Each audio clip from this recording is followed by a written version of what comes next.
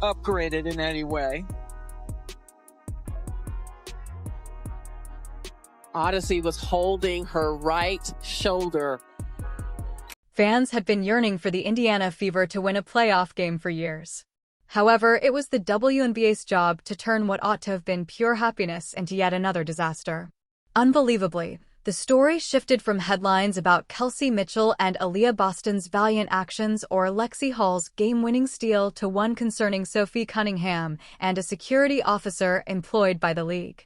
Sophie wasn't game-ready because she was wearing a big leg brace and wasn't rushing onto the court or starting an argument.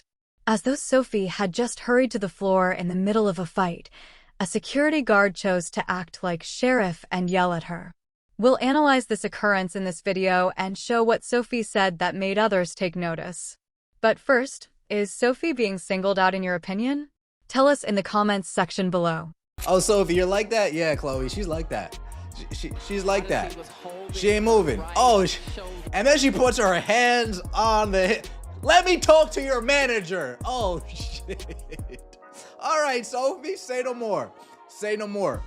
Now, when your teammate gets injured, you're allowed to hop on the court and just to see if your teammate's doing good. So, injured, healthy. So, Chloe, Sophie, they had every right to be on the court over here. This is the query that everyone is currently posing.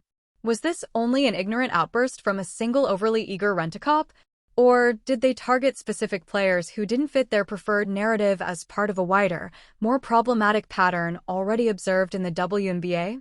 Given the past, it's difficult to deny that Sophie was singled out on purpose.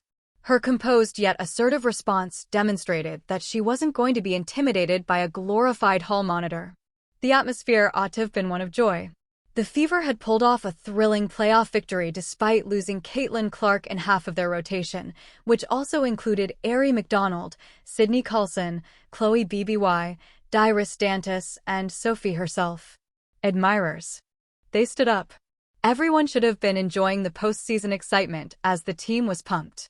Instead, we saw the bizarre picture of Sophie standing in her brace at mid-court before league security came charging at her. No altercation, no infraction, and no justification for conflict. But all of a sudden, she was viewed as a threat. Why in the F is that security guard all up on Sophie Cunningham? And look, I think there is a reason she got up in Sophie's face. And I don't think there was any need to sort of bow up to Sophie like that. I don't think, and to Sophie's credit, she did not back down at all. Consider the optics in this situation.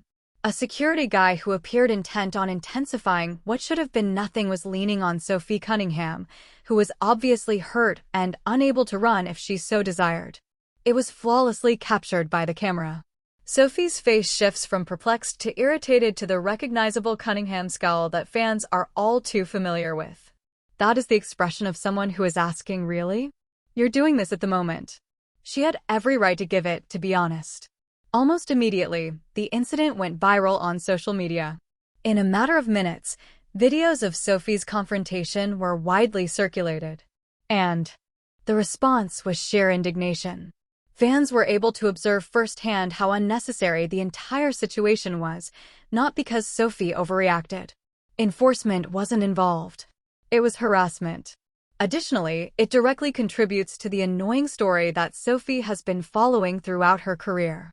She is consistently portrayed as the antagonist. So Odyssey Sims goes down hard, and Sophie Cunningham, Caitlin Clark, Chloe Bibby are waiting for her at half court, and the cop tries to get Sophie Cunningham to move. Sophie Cunningham was like, "You're not going to get me to move. I'm waiting for Odyssey." And you could see during the review, look at Sophie Cunningham clapping, not moving, waiting for her teammate. That's the Fever for you. Why? Due to Sophie's non-compliance with the WNBA party line. She speaks up. She questions narratives. She is self-assured, unrepentant, and won't back down just because others want her to. And as a result, she has received different treatment from media outlets, opposing supporters, and now it seems, the league's own employees. This is the same Sophie Cunningham who frequently makes headlines on Twitter, has one of the loudest fan bases in women's basketball, and whose videos receive a lot of clicks. She is a good businesswoman. The WNBA, meanwhile, seemed determined to make her a problem rather than accept her. YouTube, Instagram, and Twitter were inundated with comments. Sophie is treated this way because she doesn't match the league's standards, other people stated bluntly. Desired picture. Others drew attention to the discriminatory racial and cultural norms at work. The story would have been reversed if Sophie had been replaced by Angel Ree or Paige Beckers. Examine their leadership and passion. But all of a sudden, Sophie Cunningham, wearing a leg brace, is the issue. The league was informed by the fans that they weren't buying it. Within hours, hashtags like Free Sophie and WNBA Exposed became popular. Folks, I didn't realize how much fun I would have watching these people break down. It's a meltdown. It's a meltdown on Twitter today. It's embarrassing to a certain extent. Not for me, for them. And then we got the Caitlin Clark and the Indiana Fever getting booed as you're getting off their court.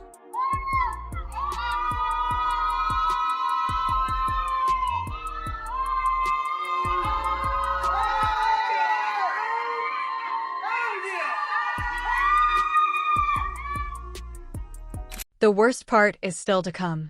Sophie didn't even get more heated. She refused to back down. She didn't back down, but she also didn't blow up. She simply glared, held her ground, and resisted being harassed. To put it another way, she was more professional than the security man who started the altercation. And for that reason, the video became viral. She didn't start the drama. The league was the source of the drama. Let's make some connections now. Similar things have happened before. Recall the moment when security had to intervene because the referees were uneasy with Dane Carrington. The league moved quickly to protect Carrington. Everyone characterized it as unfair treatment, and the Players Association came together in support of her. So why was there no radio sound when Sophie experienced the same thing? Check this out right here. Yeah, you see this guy right here? Right in this Gentero area. You see this guy?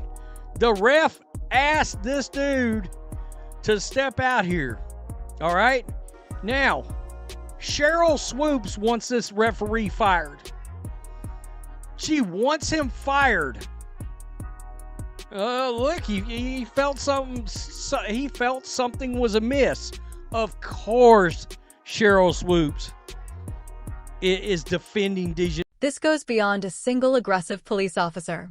It concerns the persistent issue of players that don't fit the model in the WNBA.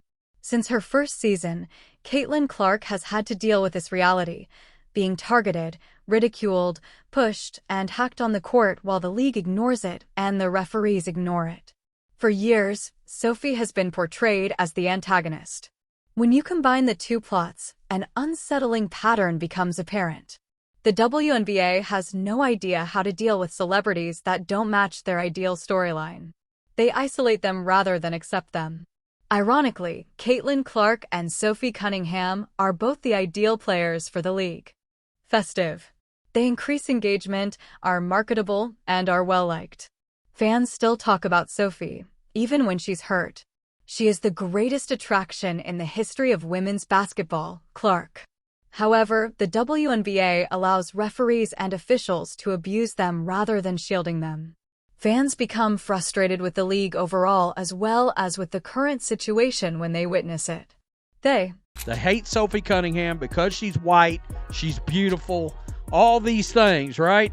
Let's keep it real. Let's keep it 100, as they say. Sophie Cunningham is the most beautiful woman in this league. All right, she's the hottest woman in this league. And they're mad they can't be her. The consequences were instantaneous. Fans flooded comment sections within hours, attacking the WNBA for making Sophie look foolish during what ought to have been a happy occasion. People brought up the league's previous attempt to look into fans who were jeering at Angel Ree or its dismissal of egregious taunts directed at Caitlin Clark as normal. Here, the same pattern is evident. Selective protection, selective outrage, and selective enforcement. Additionally, the league's reputation suffers each time it occurs. To be clear, this is poor business, not just lousy optics.